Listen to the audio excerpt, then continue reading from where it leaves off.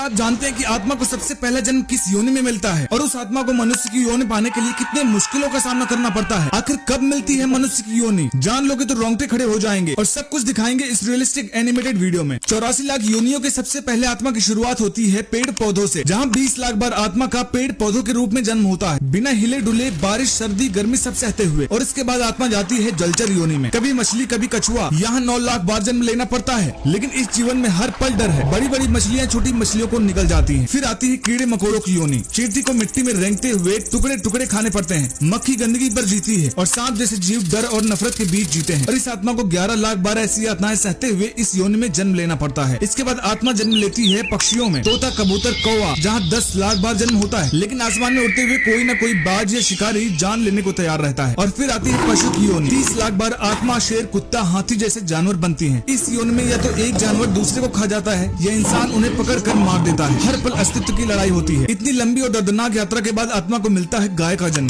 गाय का जीवन पुण्य से भरा माना जाता है और इसे बहुत ऊंचा दर्जा दिया जाता है। और गाय के इस जन्म के बाद आत्मा को मिलता है मनुष्य का जन्म, लेकिन यहाँ भी सीधा ब्राह्मण नहीं, पहले शूद्र योनि, फिर वैश्य, फिर क्षत्रिय और अंत में इंसानों की 4 लाख योनियों की तपस्या के बाद ब्राह्मण योनि मिलती है। इसलिए अगर मनुष्य का शरीर मिल गया है तो इसे ऐसे मत गवाओ, अच्छे कर्म करो ताकि इसके बाद दोबारा इस भयानक चक्र में ना जाना पड़े।